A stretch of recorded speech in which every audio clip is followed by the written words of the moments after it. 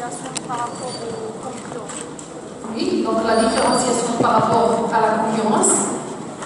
Et l'intérêt du positionnement apparaît surtout lorsque les marchés sont encombrés. Ça veut dire lorsque le marché contient, ou bien sûr le marché retrouve plusieurs entreprises et plusieurs produits qui risquent de se confondre. D'accord?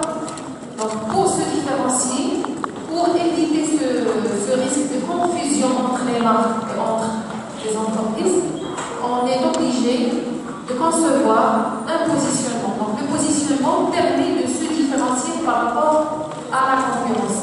Donc le positionnement, c'est le fait de choisir une position dans l'esprit du consommateur par rapport à la concurrence. Et on parle généralement du triangle d'or du positionnement. Je ne sais pas, est-ce qu'on a avancé ce triangle? Le triangle d'or du positionnement est constitué par 3 éléments. Il y a les attributs du produit, il y a les attentes du consommateur et il y a la concurrence. Puisqu'il s'agit d'un triangle, donc il y a 3 côtés. Les attributs du produit, c'est-à-dire l'avantage recherché ou bien l'avantage offert par le produit, les caractéristiques du produit, qu'on associe bien sûr aux attentes du consommateur. Qu'est-ce que j'attends ou bien qu'est-ce que les consommateurs attendent du produit, et on l'associe aussi avec la position de la concurrence. C'est comme ça qu'on choisit notre positionnement. On fait la liaison entre les 3 éléments. Les attributs du produit, de notre produit ou bien de notre marque ou bien de notre entreprise, la position occupée par la concurrence et les attentes du consommateur vis-à-vis de ce produit. C'est ça qui nous permet de déterminer notre positionnement pour se différencier bien sûr de la concurrence. Je vois que personne ne note. Il n'y a aucune prise de note. Alors que j'ai parlé d'un élément qui est très important. Le triangle d'or du positionnement. Je ne vais pas le noter, mais peut-être que je vais le poser au moment de l'examen. Alors, bien sûr, pour se positionner et pour se différencier de la concurrence, les entreprises choisissent un certain nombre d'axes.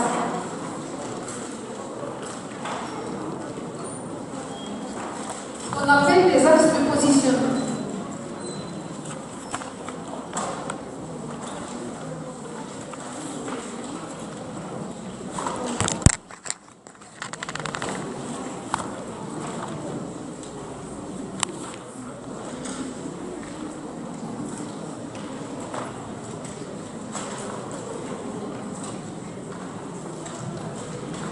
Donc, ce qu'on appelle les axes de positionnement.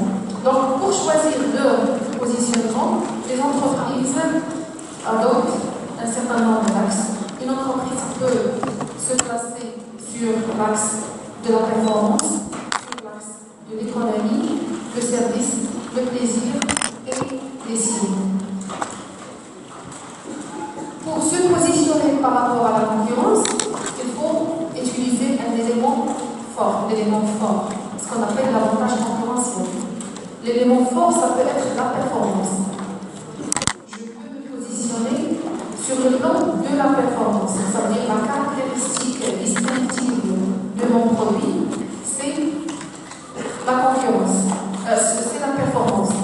Comment on exprime cette performance? On l'exprime par la durabilité, la durée de vie. Lorsque le bien est durable, il dure longtemps, c'est un bien performant. Quand j'achète un téléphone mobile, lorsque la durée de vie s'étale sur une période assez longue, c'est un signe de performance. Ça veut dire que c'est un produit de qualité, c'est un produit qui dure longtemps. Ça peut être mesuré, cette performance peut être mesurée aussi par la solidité. Pour certains biens, si le bien est solide, ça veut dire qu'il est performant. La solidité, un bien qui ne se casse pas, par exemple les lunettes. Les lunettes sont performantes lorsqu'ils sont solides.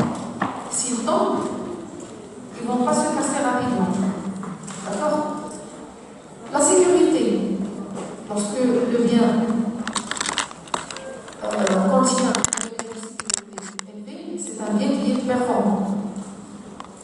Les matériaux informatiques,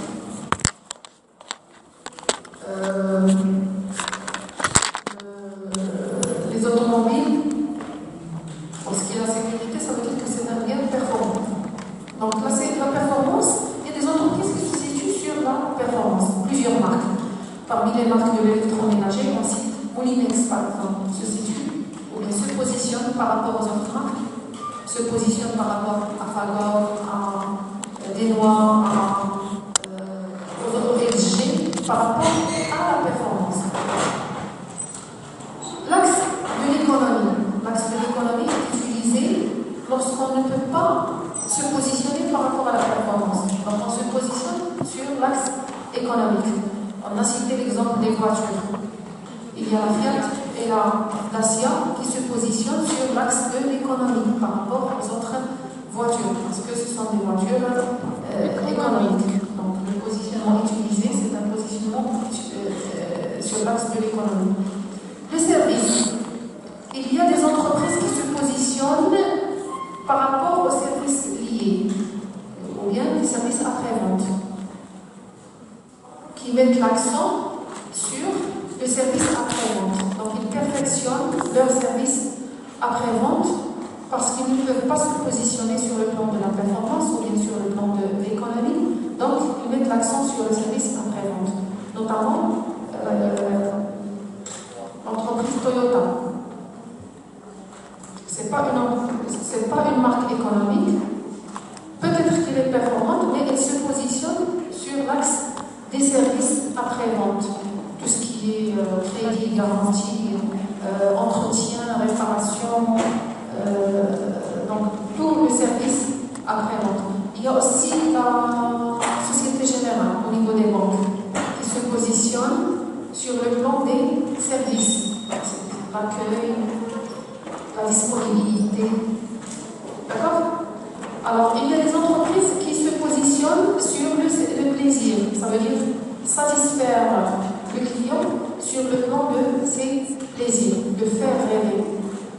Notamment le cas des boissons gazeuses, le cas de Fanta, de Red Bull, même Coca-Cola, Hawaii, ils cherchent bien sûr à se positionner sur l'axe plaisir. Ça veut dire que ça évoque les émotions. Lorsqu'on regarde par exemple la publicité des boissons gazeuses, Hawaï avec les îles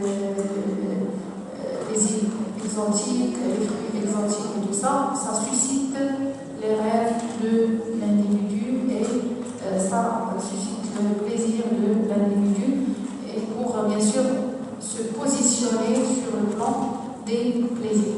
Il y a aussi les signes, l'axe des signes, ça veut dire le signe d'appartenance à une catégorie ou à une classe bien déterminée.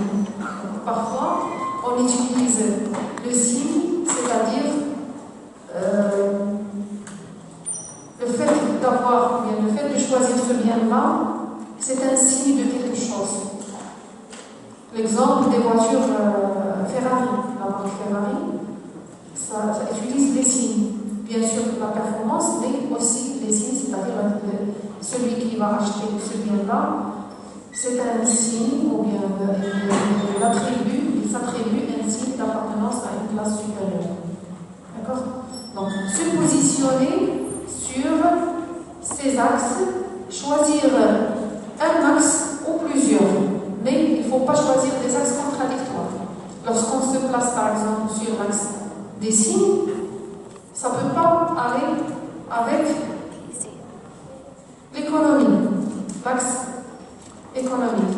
Donc il faut choisir, si on choisit deux axes, il faut que ça soit cohérent. Ce n'est pas des axes contradictoires. Elle veut se placer sur l'axe de l'économie et sur l'axe des signes. On peut se placer, ou bien on peut utiliser l'axe de performance avec l'axe signe. Ça va ensemble. Mais on ne peut pas utiliser l'axe économie avec l'axe signe. D'accord? Donc le choix de tel ou tel axe, ça permet à l'entreprise d'avoir un positionnement sur le marché pour se différencier par rapport à la concurrence. Il faut noter que ce positionnement est attribué à chaque couple produit-marché. Si l'entreprise vend un seul produit, donc le positionnement du produit peut être identique au positionnement de l'entreprise, mais si l'entreprise vend plus de deux, c'est-à-dire deux ou plus de deux produits, elle doit avoir un positionnement pour chaque produit. Parfois, le positionnement du produit est identique à celui de l'entreprise.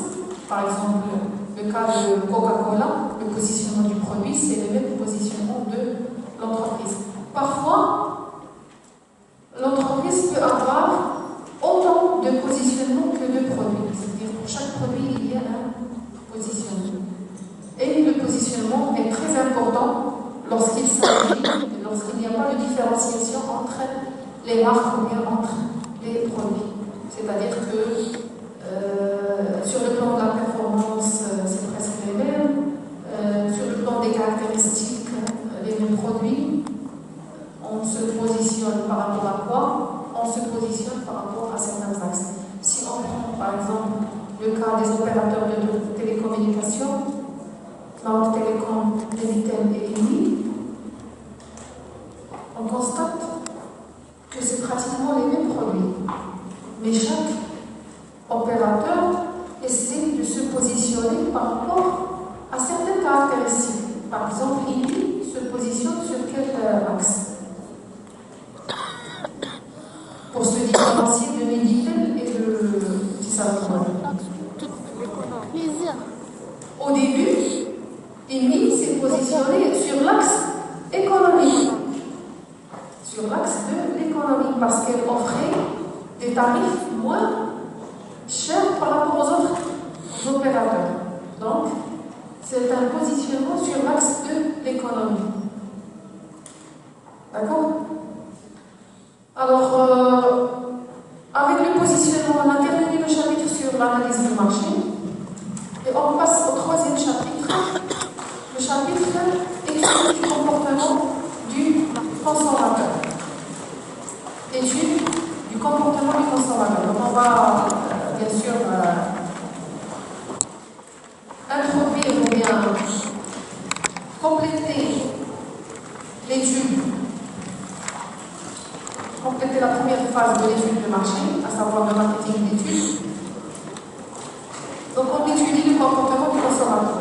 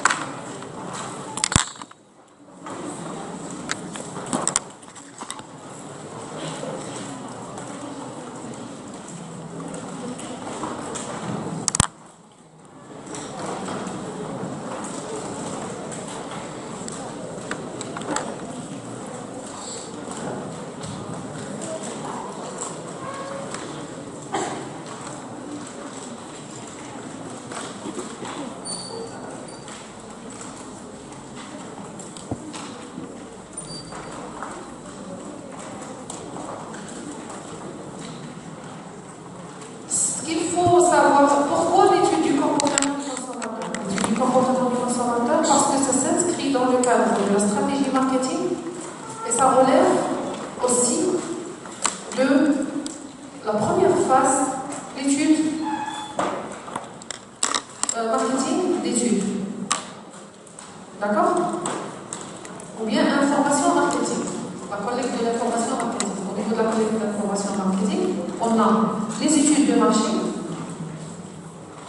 de marché, et on a l'étude du comportement du consommateur. Ces deux éléments vont déboucher sur le marketing stratégique, parce qu'on a étudié la définition des objectifs, la segmentation stratégique, la segmentation marketing, le ciblage, le positionnement et la définition des groupes produits marché. Ça, c'est la démarche du marketing stratégique. Donc, pour compléter l'étape, la première étape, celle de l'information marketing, on a conçu ce troisième chapitre qui s'intitule Étude du comportement du consommateur. Ce qu'il faut maîtriser à propos de l'étude du comportement du consommateur, trois éléments. Premier élément, c'est les différents types d'achats. D'accord? Deuxième élément, le processus d'achat. Et troisième élément, les facteurs influençant le comportement d'achat. Donc, le premier point sera consacré au type d'achat.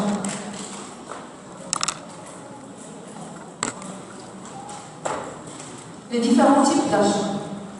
Donc, généralement, on distingue entre trois types d'achats.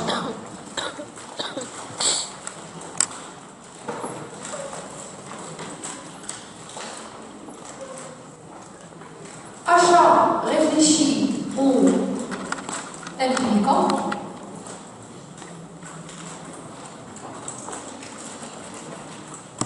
Achat routinier, donc réfléchi, routinier, et achat de spécialité. Ça veut dire quoi?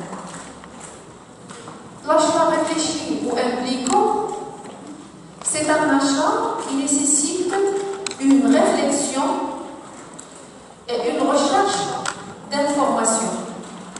C'est un achat qui nécessite une réflexion et une recherche d'information avant d'acheter. D'accord? C'est un achat qui nécessite un processus de réflexion et de recherche d'information. Donc cet achat est impliquant. Ça veut dire quoi impliquant? Il implique une réflexion, il implique une grande somme d'argent, il implique un certain temps qui est plus ou moins long. Donc ça nécessite du temps, ça nécessite de l'argent, une grande somme d'argent. C'est pour cela qu'on l'appelle l'achat réfléchi. Ça nécessite une réflexion. Exemple, acheter un logement, acheter un appartement ou bien acheter une voiture.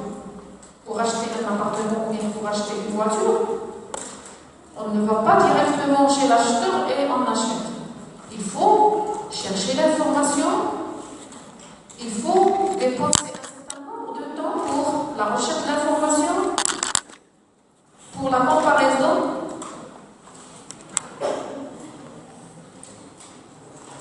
pour comparer ces informations avant de décider quel est l'appartement qu'on va acheter ou bien quelle est la voiture qu'on va acheter. Donc c'est un achat réfléchi. L'achat routinier, c'est un achat qui ne nécessite pas une réflexion ni une comparaison de l'information.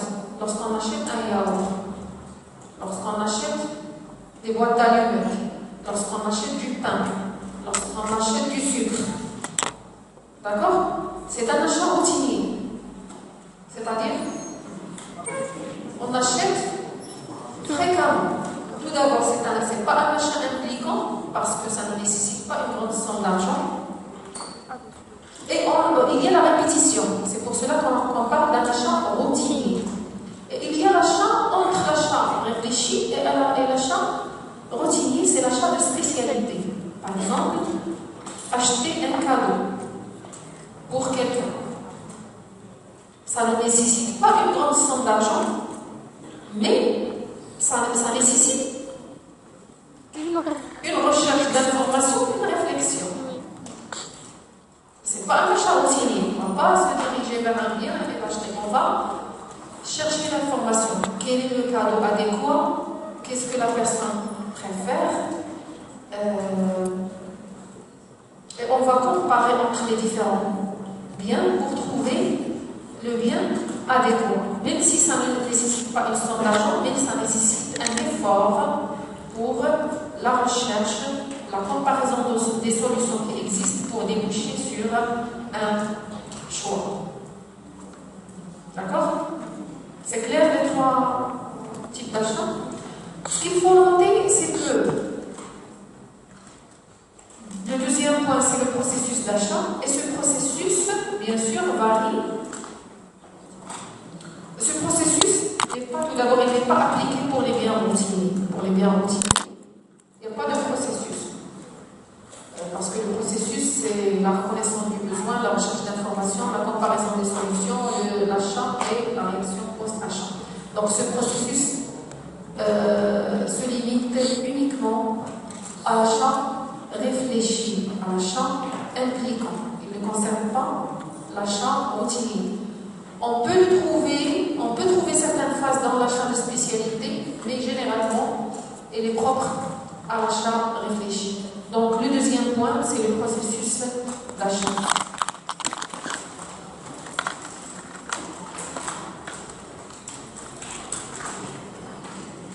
Le processus d'achat, j'ai dit que ça concerne uniquement l'achat des biens impliquants. Ça commence par la reconnaissance du problème. La reconnaissance du problème, ça veut dire la reconnaissance du besoin. On reconnaît le besoin à travers la comparaison entre l'état actuel et l'état souhaité. J'ai besoin d'une voiture, je vais comment ce besoin est né, ou bien je désire une voiture, ou j'ai besoin d'une voiture, donc je compare ma situation actuelle, j'ai pas de voiture, avec une situation désirée, la situation dans laquelle j'aurai la voiture. Donc la comparaison va me susciter ou bien va provoquer mon besoin ou mon désir. C'est ce qu'on appelle la reconnaissance du besoin. La reconnaissance du problème ou bien la reconnaissance du besoin qui résulte de la comparaison entre la situation actuelle et la situation désirée. J'ai besoin d'une voiture, qu'est-ce que je vais faire? Je vais passer à la deuxième étape. Je vais chercher l'information sur les différentes marques. Je vais chercher les informations sur la marque Toyota. Tout le package, c'est-à-dire l'offre, le prix, la qualité, la durée, les services après-vente, tous les éléments qui concernent la marque Toyota. Bien sûr, j'ai en tête quel est le type de voiture que je veux. Est-ce que ce n'est pas une grande voiture et c'est une voiture moyenne, pas haut de gamme, pas bas de gamme, mais c'est une voiture médiane, c'est-à-dire au milieu de la gamme. Donc je vais comparer, sur ce critère-là, je vais comparer les différentes marques. D'accord? Je compare entre la marque Toyota, Volkswagen, Renault, Kia. Je compare toutes les marques. Ça, on l'appelle. Je cherche l'information sur toutes les marques qui correspondent à la catégorie de voiture que je veux. Donc, je vais chercher les informations. Je vais chercher les informations, tout d'abord internes, si j'ai des connaissances à propos des voitures. Si les informations internes ne suffisent pas, je vais chercher à l'extérieur, c'est-à-dire auprès de mes amis, auprès de ma famille, auprès de mes collègues, auprès de l'entourage, la publicité. Je vais me diriger vers les concessionnaires pour demander l'information. Après la recherche d'information, je vais comparer les alternatives, évaluer les possibilités, ou bien l'évaluation des alternatives. Je vais comparer les différentes solutions à mon besoin. C'est-à-dire que je vais comparer les offres de Toyota, de Renault, de Fiat, de Volkswagen. Je vais les comparer toutes, c'est-à-dire toutes les offres. Après la exemple, je débouche sur la solution qui m'apparaît comme optimale.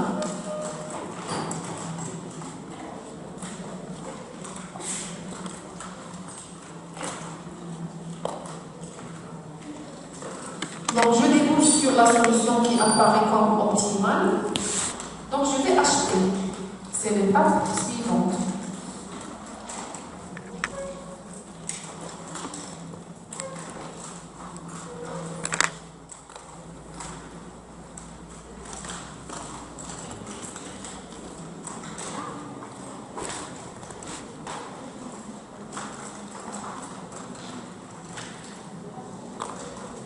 Donc, je vais acheter. C'est l'achat. Après l'achat, qu'est-ce qu'il y a? Il y a la consommation. Je vais acheter la voiture. Je vais rouler avec. Après l'achat et la consommation, il y a la post. Ce qui est post-achat. Donc, c'est l'évaluation. Je vais évaluer. Donc, l'évaluation, ça va donner soit la satisfaction ou à l'insatisfaction. Comment on obtient la satisfaction? La satisfaction résulte de quoi? Comment on peut définir la satisfaction?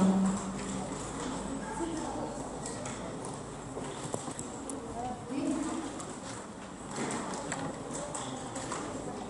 C'est la comparaison entre les performances perçues et les attentes. D'accord? Si les performances perçues coïncident avec les attentes, donc je serai satisfait. Je serai satisfaite. Si les performances perçues sont inférieures à mes attentes, je serai insatisfaite. Si les attentes perçues sont inférieures aux performances, je suis très satisfaite. D'accord? Donc ici, il y a deux possibilités. Soit je suis satisfaite ou très satisfaite, soit je suis insatisfaite. Donc si je suis satisfaite, ici c'est la satisfaction. Alors, à gauche, c'est la satisfaction, SAP. Donc si je suis satisfaite ou très satisfaite, je vais être fidèle, je vais réacheter. Donc je retourne à l'achat. Donc l'achat et le réachat.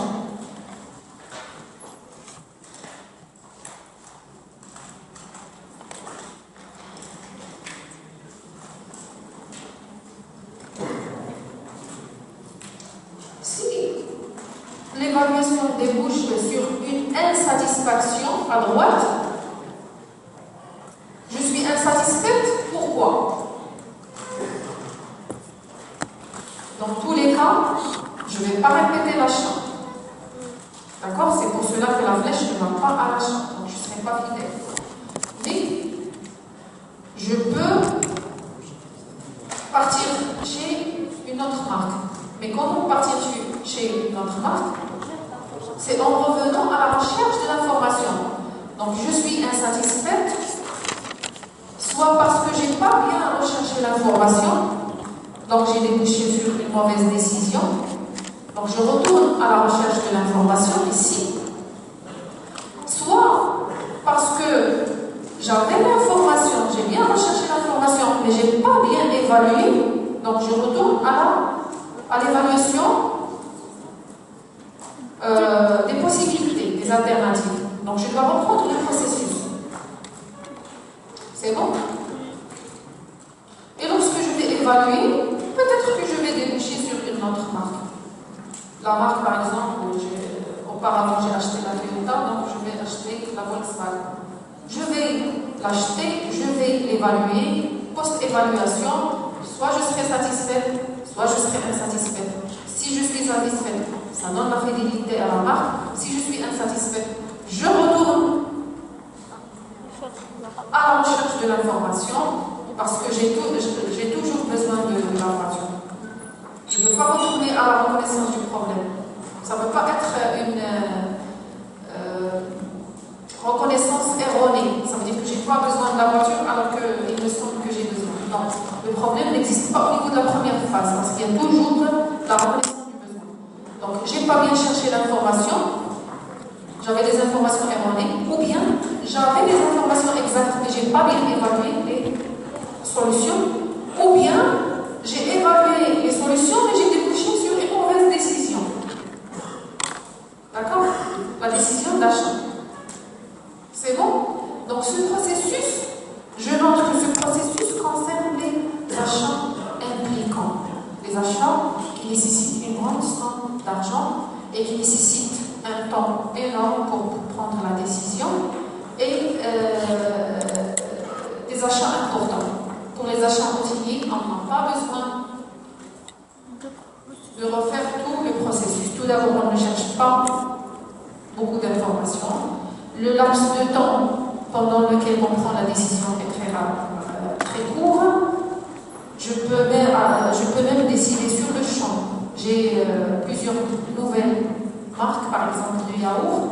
Je prends au hasard un pour l'essayer. Sur le champ, je n'ai pas besoin de rechercher l'information. Je vais l'essayer. Si ça me convient, je vais acheter encore une autre fois. Si ça ne me convient pas, je ne perds rien parce que de 2 dirhams ou 3 dirhams, c'est rien. Je vais changer de marque par la suite. C'est bon? Alors ça, en ce qui concerne le processus d'achat. Troisième élément important au niveau de l'étude du comportement du consommateur, c'est les facteurs influençant le comportement du consommateur. Donc, troisième point, les facteurs influençant le comportement du consommateur. Généralement, les facteurs qui influencent le comportement du consommateur, c'est-à-dire les facteurs qui interviennent pour soit stimuler l'achat, soit freiner cet achat.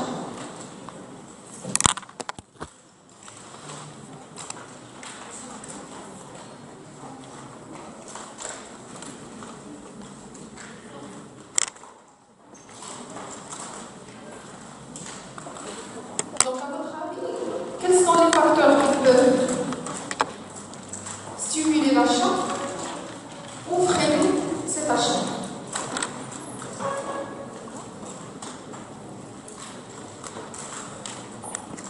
Qu'est-ce qui stimule l'achat?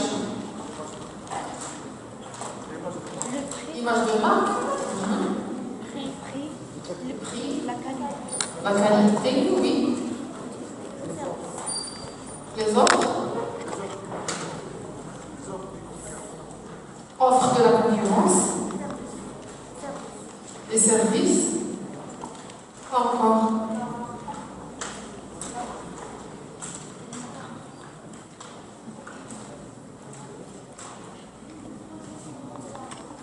Les amis, ça pousse à acheter certains biens et non pas d'autres.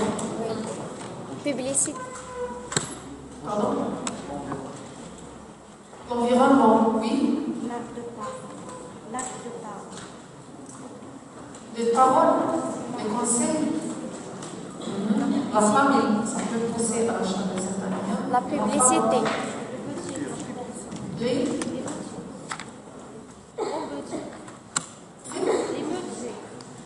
Le budget. Revenu. Le budget détermine l'achat. Détermine la marque.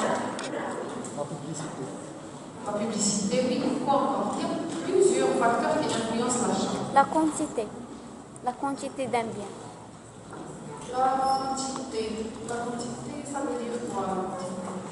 par rapport au prix, La quantité est influencée. Ça veut dire que le consommateur, il est influencé par le budget pour acheter certaines quantités. S'il a un budget élevé, donc il va acheter une quantité élevée. S'il a un budget limité, il va acheter.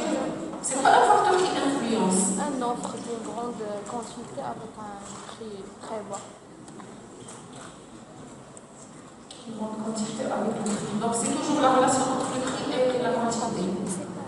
Vous avez laissé Il y a un grand plusieurs facteurs qui quantité sont avec- très importants. Les références, les groupes de référence, oui. Par exemple, les leaders d'opinion. Je vois par exemple des stars qui portent certains vêtements, donc je vais essayer de les imiter. J'achète les mêmes vêtements. Je vois que ma mère porte telle et telle robe, donc j'essaie de l'imiter, c'est la référence. Je vais l'imiter.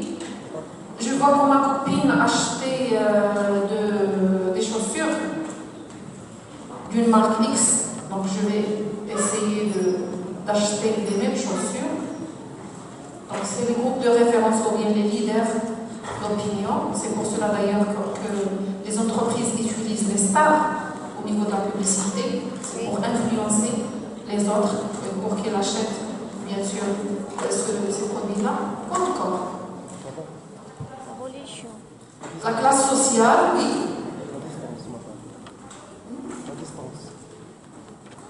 La proximité, donc la distance, la situation géographique. La facilité d'accéder aux produits, c'est la distribution, la politique de distribution. Si le produit est disponible, donc je vais l'acheter. S'il n'est pas disponible au niveau du centre de distribution, je suis obligée de ne pas l'acheter, même si je le veux. Donc ça influence l'achat, donc c'est la politique de distribution. Les traditions. Les facteurs géographiques, donc la proximité ou la distance, on achète les biens qui sont offerts au niveau de la région. D'accord? S'il n'y a pas possibilité de se déplacer pour chercher les biens, on est obligé d'acheter les biens qui sont offerts au niveau de la région. Donc il y a des facteurs géographiques, tels que le fait de se situer dans une zone froide ou une zone chaude. Si si j'habite une zone froide, je suis obligée d'acheter certains biens, des vêtements spécifiques, des matériaux électroménagers, par exemple le chauffage spécifique. Si j'habite des régions chaudes, ce n'est pas le même vêtement que je vais utiliser. Donc je serai obligée d'acheter certains vêtements et bien sûr d'acheter au niveau de l'électroménager, d'acheter le climatiseur. D'accord? Donc les facteurs géographiques, les facteurs sociaux, vous avez dit les classes sociales. Un individu qui appartient à une classe supérieure est conditionné au niveau de ses choix, donc il va acheter les biens qui correspondent à cette classe sociale. Un individu qui fait partie de la classe moyenne va acheter les biens de la classe moyenne. Donc les classes sociales, ça influence aussi le type d'achat. Quoi encore? Vous avez ignoré les facteurs psychologiques. Les traditions et les coutumes, oui. Et le les traditions et les coutumes. Dans quelle mesure? La religion aussi. La religion influence le choix et l'achat de certains biens et non pas d'autres. Normalement, les musulmans ne consomment pas certains biens, ils consomment d'autres. Par exemple, il est interdit, ou bien les bouddhistes ne consomment pas la viande du bœuf. Donc il n'y a pas une motivation pour acheter ces biens. La même chose pour les musulmans, pour la viande du porc ou les boissons alcooliques. Je parle théoriquement, sur le plan général, mais il y a des exceptions, bien sûr. C'est pas général, ça veut dire c'est pas général pour tout le monde, comme il y a des exceptions au niveau économique, il y a des exceptions à la loi générale de la demande. Il y a aussi au marketing des exceptions. Mais je parle d'une façon générale. Lorsque je dis que les bouddhistes ne mangent pas la viande du bœuf, ça ne veut pas dire qu'un bouddhiste qui, par exemple, qui n'est pas bien convaincu de la religion, lorsqu'il est, par exemple, en Inde, il n'a pas le choix. Il ne peut pas trouver un Big Mac ou un sandwich à base de la viande du bœuf. Tout est fabriqué à partir du poulet. Tous les sandwichs en Inde, vous ne trouvez pas un sandwich à base de la viande du bœuf. Mais lorsqu'il voyage, par exemple, un Indien qui voyage en France, s'il n'est pas convaincu, donc il va trouver le Big Mac à base de la viande du bœuf, il va le prendre. C'est la même chose pour les musulmans. Donc, il y a des musulmans qui boivent de l'alcool et qui mangent de la viande du porc. C'est pour relativiser, c'est-à-dire, c'est pas dans l'absolu. Il y a des cas, il y a des exceptions. Alors, à propos des... Ça, c'est le facteur religion. Ça fait partie des facteurs culturels. À propos des facteurs, parce qu'on va utiliser aussi les critères. Vous vous rappelez les critères de la segmentation?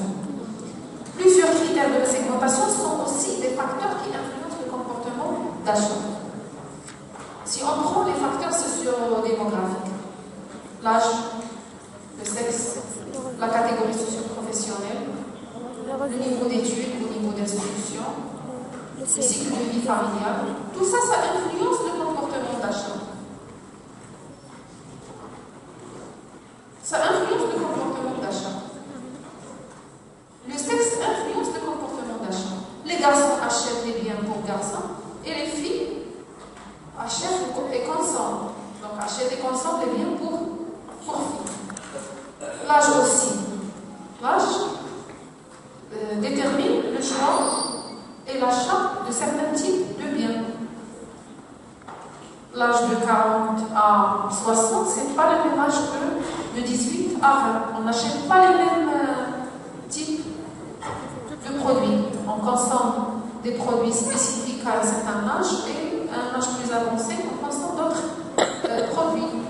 D'accord? Il y a aussi la catégorie socio-professionnelle, c'est-à-dire le métier exercé, influence le type d'achat. Le niveau d'instruction aussi, par exemple au niveau de la catégorie socio-professionnelle, les professions libérales achètent certains biens plus que les ouvriers. Les ouvriers achètent d'autres biens selon la nature de leur métier. Le cycle de vie familial aussi, quand on est par exemple à la première étape du cycle de vie familial, ou à la deuxième étape, c'est-à-dire un couple avec bébé ou bien avec jeune enfant, on consomme certaines catégories de biens, par exemple les couches, le lait en poudre, de la pharmacie.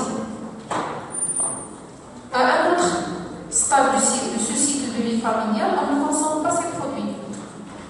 Le ménage n'a pas besoin d'acheter ces produits parce que les enfants ont grandi et donc on n'a pas besoin de ces produits-là.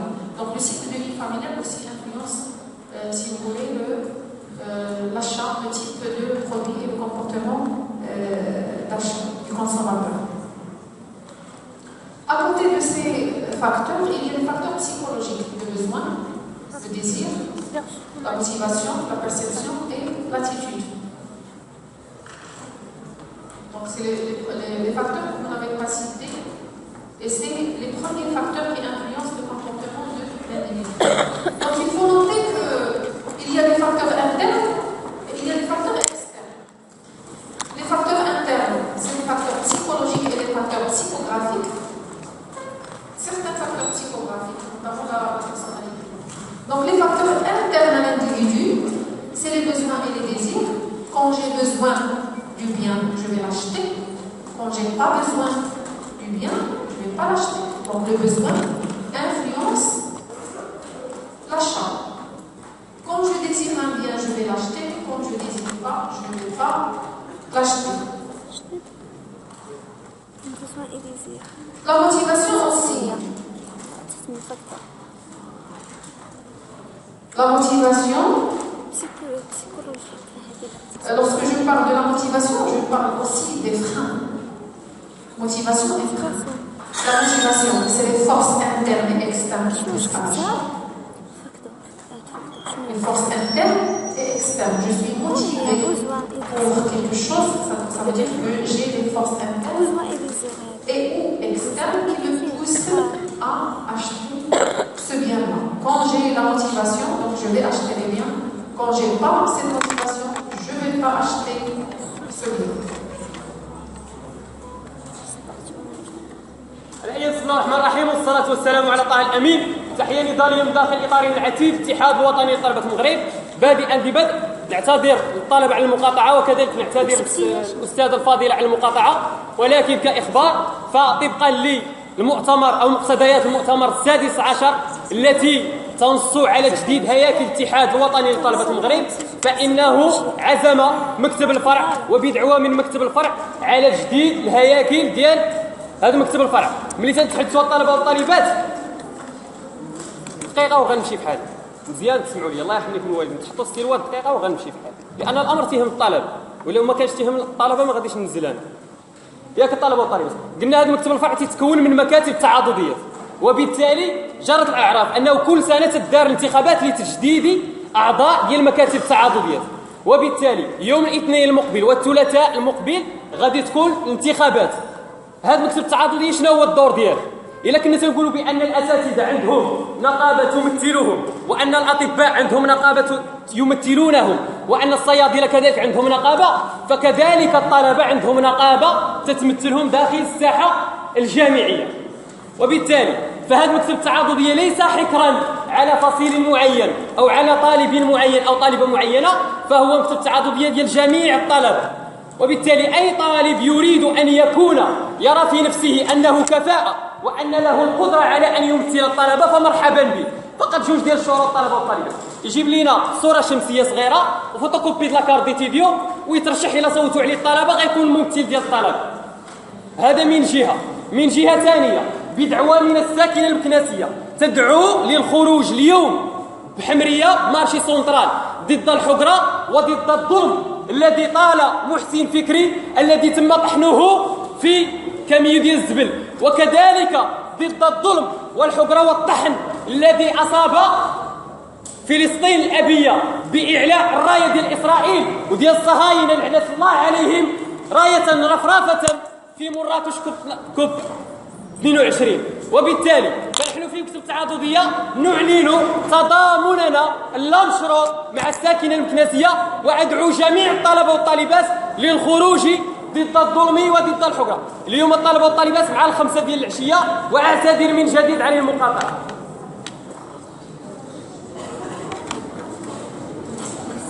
Alors, les motivations, c'est les forces internes et externes qui poussent à l'achat. Quand je suis motivée pour acheter, quand j'achète le bien. Pour n'importe quelle raison. On peut avoir la motivation pour n'importe quelle raison. Je suis motivée parce que le prix est faible, parce qu'il y a une promotion. Donc j'ai une motivation, j'ai envie d'acheter.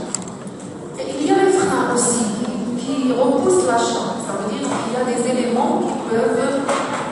c'est des freins psychologiques. Par exemple, à la suite d'un accident grave, le conducteur ne peut pas acheter la voiture. Ou bien il ne peut pas acheter la vélo. D'accord?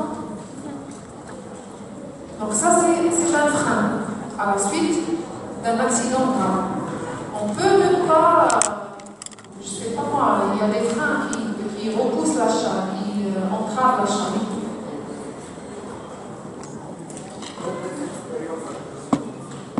Une mauvaise expérience avec le produit, ça peut constituer un frein à l'achat. Une motivation, ça veut dire quelque chose qui pousse à l'achat. C'est les forces internes et externes qui poussent à l'achat. Je peux avoir une motivation d'acheter un produit parce que je le trouve attirant, parce que j'aime la couleur.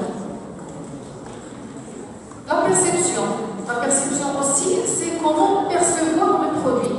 Est-ce que je le perçois positivement ou négativement? Lorsque je parle de la perception, il n'y a pas d'objectivité. La perception diffère d'un individu à un autre. La même personne, le même bien peut être perçu de façon différente. Donc si je perçois le produit de façon positive, je vais l'acheter. Si je le perçois d'une façon négative, je ne vais pas l'acheter. Donc la perception peut être un élément favorable pour l'achat ou non.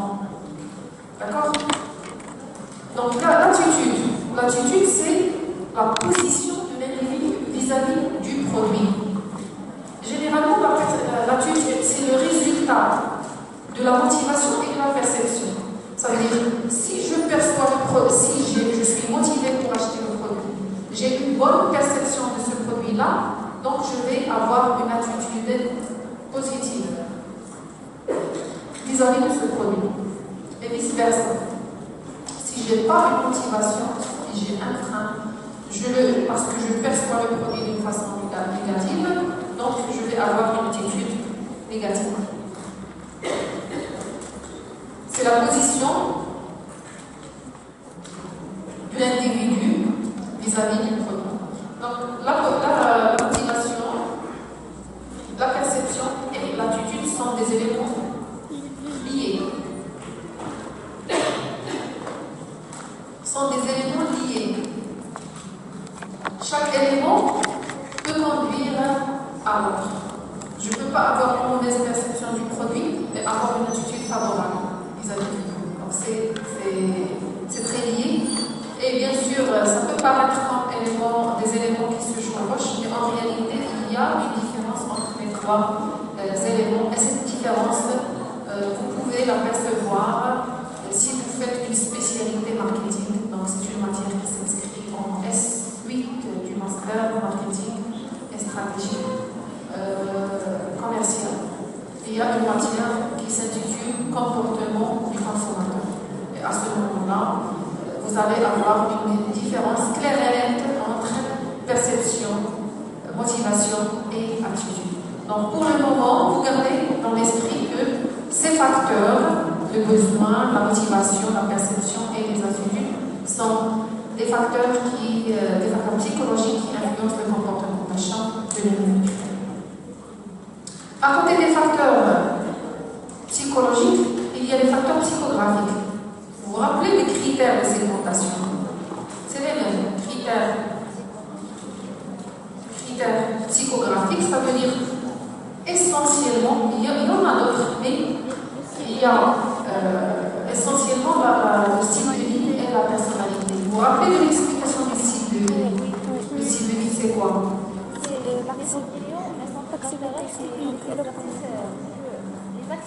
Les activités exercées. C'est le triptyque AIO. Activité, intérêt, opinion. Ce qui détermine le style de vie. Le style de vie de l'individu détermine les biens achetés. Détermine le type d'achat. D'accord?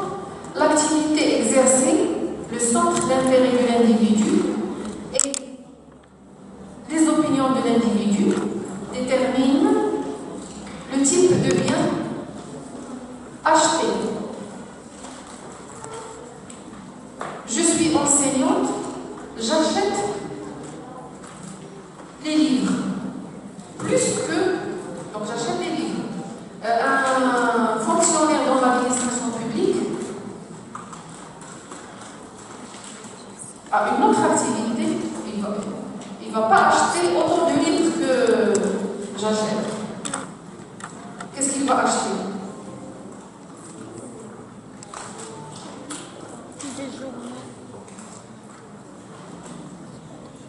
Allez-y, les fonctionnaires, qu'est-ce que vous achetez? Des journaux. Des journaux. Oui. D'accord? Ça dépend. Quel type de journal? Ça dépend aussi des centres d'intérêt. Quel type de livre? Quel type de revue? Quel type de magazine? Les médecins achètent des magazines scientifiques. Les enseignants achètent selon les spécialités. Les économistes, par exemple, achètent des revues économiques et de gestion. D'accord? Donc, le style de vie influence le type de bien acheté. La même chose, la personnalité. La personnalité influence le type d'achat des vêtements, par exemple. Si je suis de personnalité timide, je ne vais pas acheter la mini-jupe. D'accord? Donc, le type de personnalité,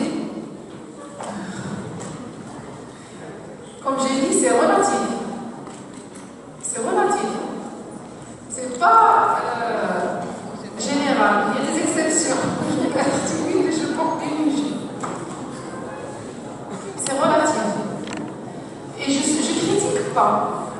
pour chaque personnalité, il y a des avantages et il y a des inconvénients. Les personnalités, pour moi, les personnalités se situent au même degré d'importance. Je ne critique pas les personnalités. C'est sur le même degré d'importance. Chaque profil et chaque personnalité se caractérise par des avantages et par des inconvénients. Personne n'est parfait. D'accord? Alors, c'est juste pour vous donner des exemples. Si ça ne vous plaît pas, on peut donner un autre exemple sur les personnalités. Une personnalité extravertie, constante.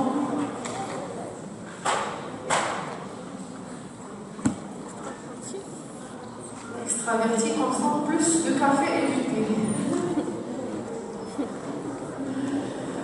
Parce qu'elle se rencontre fréquemment avec les autres dans des cafés, donc elle consomme plus de café et de thé, plus qu'une personnalité introvertie.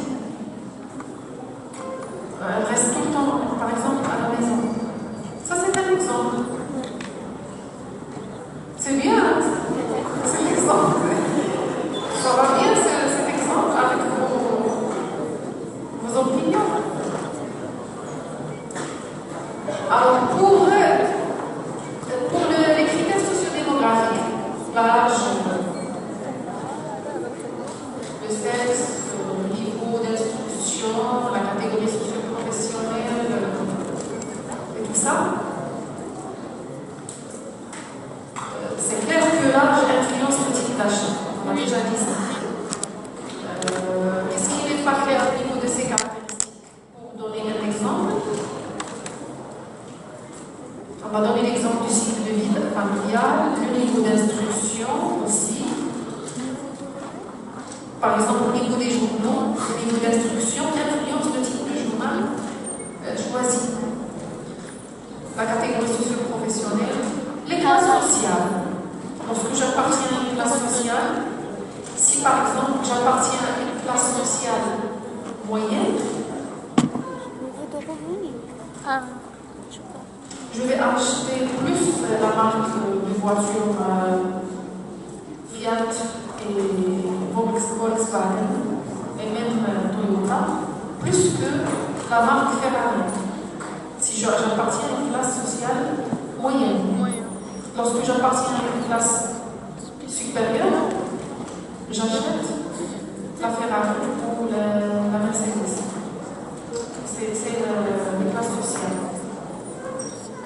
Pour les groupes d'appartenance, le groupe d'appartenance influence le type d'achat. Ça veut dire quoi le groupe d'appartenance? C'est-à-dire le groupe auquel j'appartiens, partant de la famille jusqu'au groupe comme les amis, les collègues, le groupe de collègues, le groupe d'amis. D'accord? C'est le groupe auquel j'appartiens. Il détermine parce qu'il y a une classe sociale. J'appartiens à un groupe d'amis. Lorsque je vois mon ami acheter un bien, je vais acheter le même. D'accord? J'appartiens à une famille, donc j'ai tendance à consommer les biens qui sont consommés par la famille. Ma famille, par exemple, utilise, je sais quoi, la marque huile de table de Sior. Quand je vais, par exemple, habiter dans une autre ville pour étudier, je vais acheter la même marque parce que j'ai l'habitude de la consommer lorsque j'habitais avec ma famille. D'accord? La famille influence le type d'achat. Donc il y a les groupes d'appartenance et il y a aussi les groupes de référence. Les groupes de référence sont différents des groupes d'appartenance. Les groupes de référence, ça veut dire que je me réfère à qui? Je veux imiter qui? La majorité des jeunes essaient d'imiter soit des chanteurs, soit des stars, soit des footballeurs. C'est pour cela que les entreprises utilisent ces groupes-là dans leur publicité. Parce que c'est très bien que c'est des groupes, ça constitue la référence de plusieurs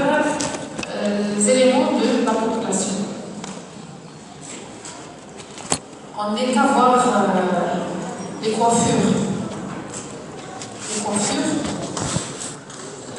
utilisées par les jeunes. Généralement, c'est des coiffures qui sont utilisées par les femmes. Et chaque année, il y a une mode de coiffure.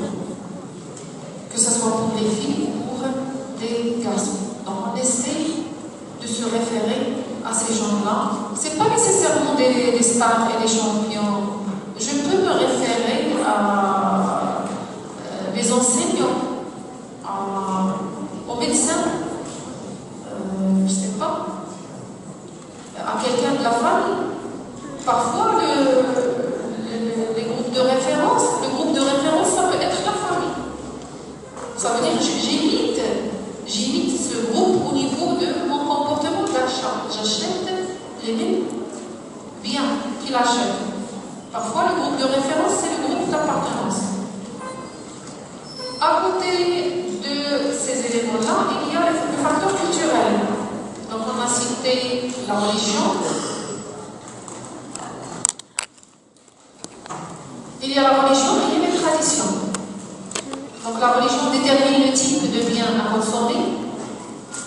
Si je suis musulman, donc je ne vais pas consommer la viande du porc ou bien n'importe quel produit à base de la viande du porc. Pour les traditions, ce n'est pas la religion. Il ne faut pas confondre religion et tradition. Tout à l'heure, on a donné l'exemple de la consommation du couscous au vendredi. Ça ne fait pas partie de la religion, c'est une tradition. Donc, on a tendance à acheter des ingrédients pour préparer le couscous, soit le jeudi, soit le vendredi matin, pour préparer ce plat.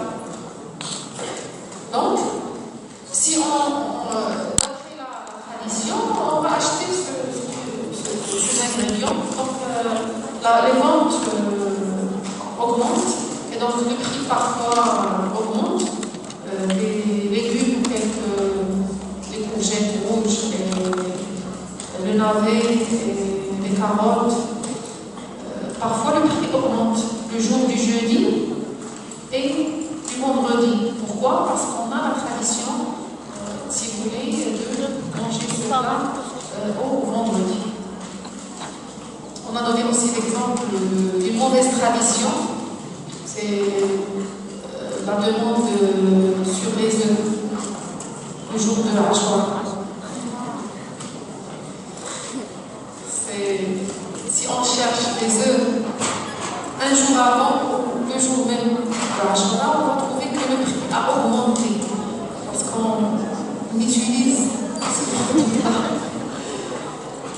D'accord? Ça, c'est une mauvaise tradition, mais qui influence le comportement d'achat. D'accord?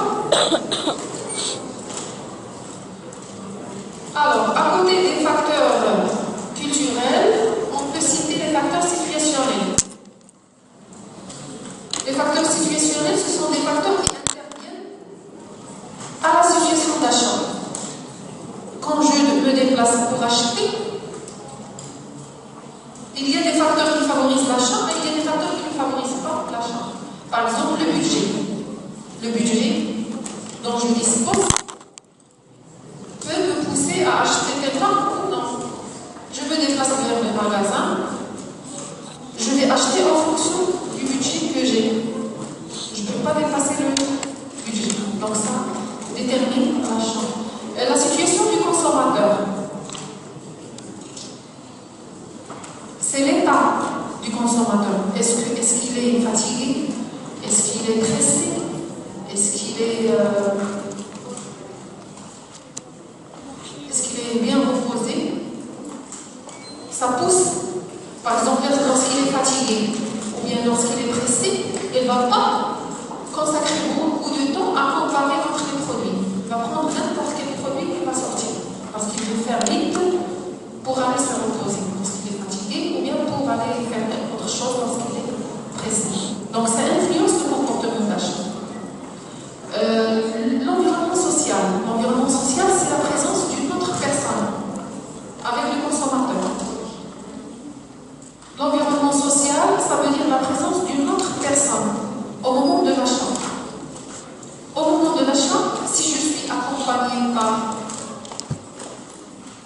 mes enfants, je vais acheter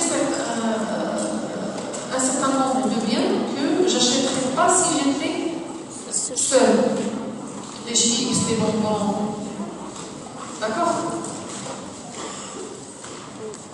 Si je suis seule, je ne vais pas acheter les chips et les bonbons. Peut-être certains produits qui sont désirés par les enfants. D'accord? Donc, ça influence le comportement d'achat. La même chose, même au niveau du raisonnement, lorsque je suis accompagnée, lorsque je suis seule, donc je vais avoir toute la liberté de choix. Mais si je suis accompagnée, par exemple, par mon ami, je ne vais pas me comporter comme si j'étais seule. Avec mon ami, je vais essayer de me démontrer. J'achète. Je vais pas être contrariée, mais je vais respecter certaines normes. Donc, je ne vais pas acheter quelque chose qui est très très bon marché. Je vais chercher une qualité en fonction du budget que j'ai.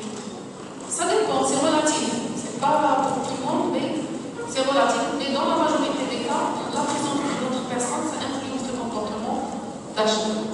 À côté de ces facteurs, donc j'ai oublié un facteur très déterminant avec notre groupe, c'est les facteurs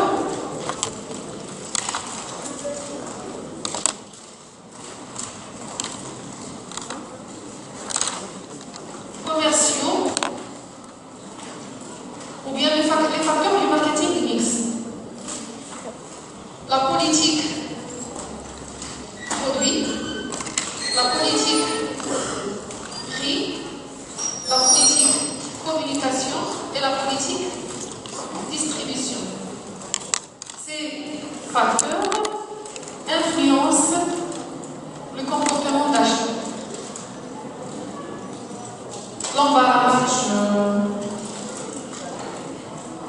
L'emballage, le design, la qualité du produit influence le comportement d'achat.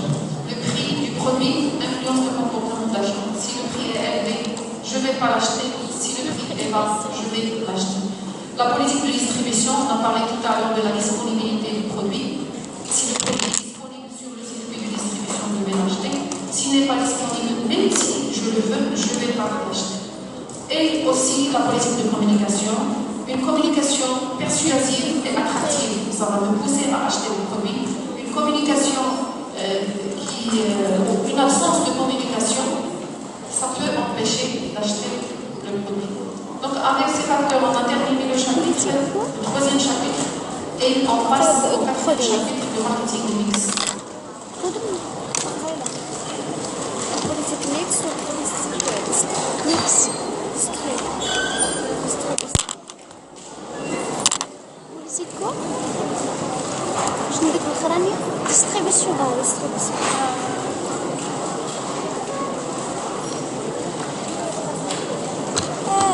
Mix. Je n'ai la politique de prix.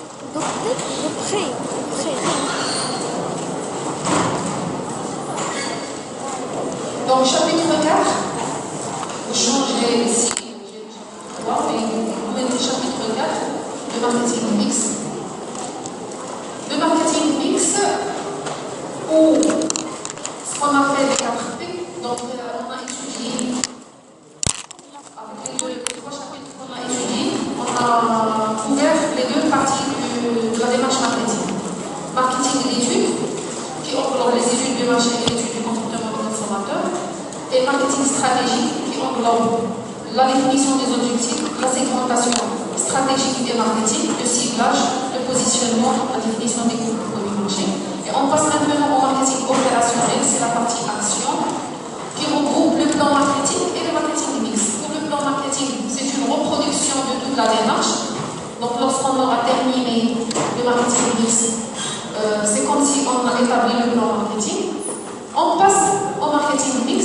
Comment agir, comment appliquer la stratégie marketing à travers 4P, produit, product, prix, price, communication, promotion et distribution, place.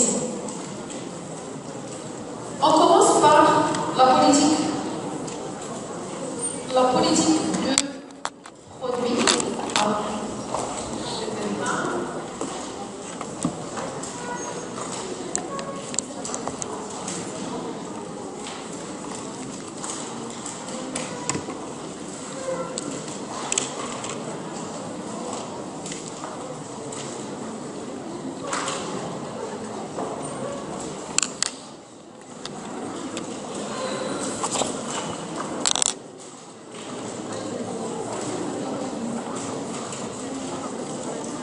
Donc la politique de produit, ça commence par la définition.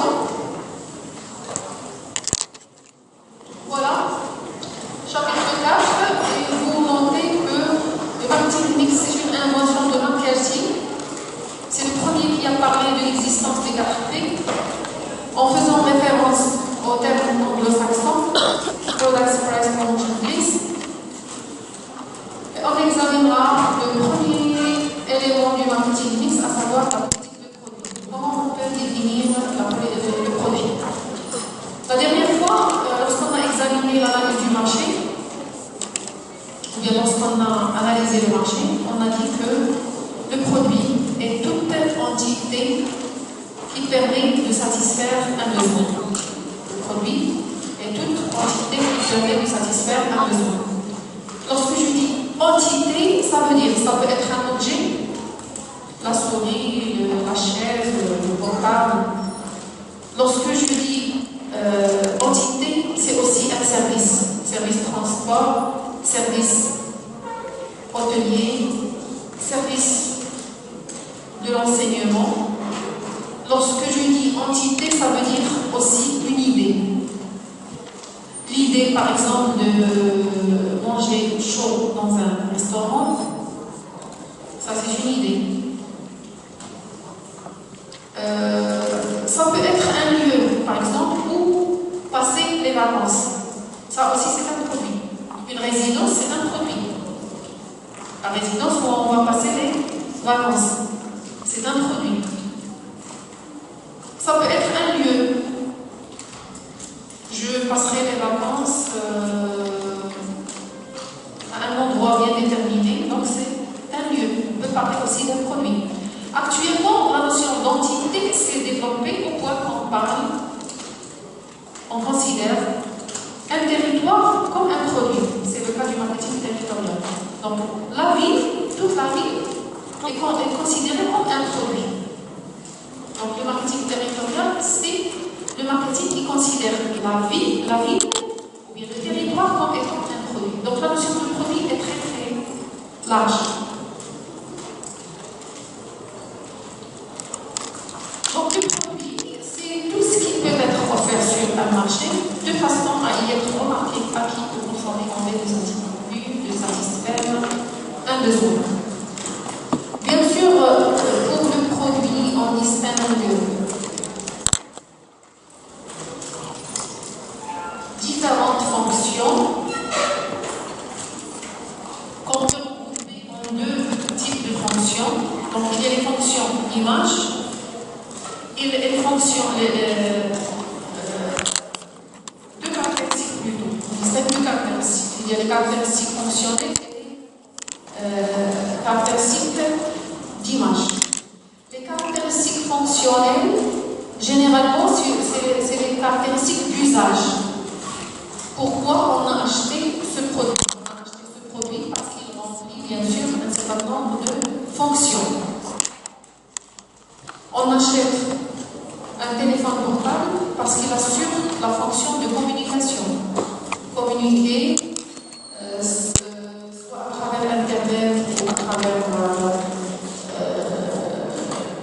les moyens traditionnels, les appels, ou à travers les messages. On achète un réfrigérateur parce qu'il permet de conserver les aliments. On achète une voiture pour assurer le transport d'un endroit à un autre. Ça, c'est les caractéristiques fonctionnelles. Il y a les caractéristiques d'image. On achète un bien parce qu'il donne une certaine image de marque. J'achète un bracelet en diamant pour donner une certaine image d'appartenance à une classe sociale bien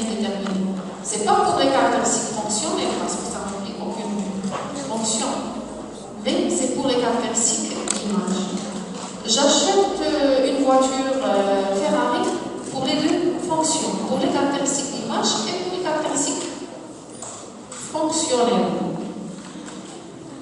Donc, les caractéristiques fonctionnelles, c'est l'aspect technique de l'offre, la composition, la performance technique, la dimension, la qualité sensorielle et l'esthétique, facilité d'utilisation.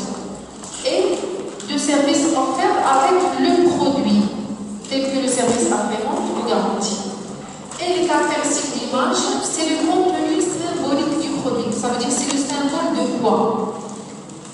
Et généralement, on achète, ou bien les produits qui sont achetés pour leurs caractéristiques d'image, ce sont des produits de luxe.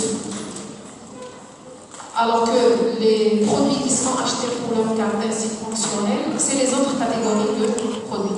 Qui ne sont pas des produits de luxe, mais qui sont des produits qui sont achetés soit pour leur service de vente qui est adéquat, qui est performant, soit pour leurs caractéristiques techniques, parce qu'ils sont durables, parce qu'ils sont robustes, parce qu'ils sont performants, parce qu'ils sont...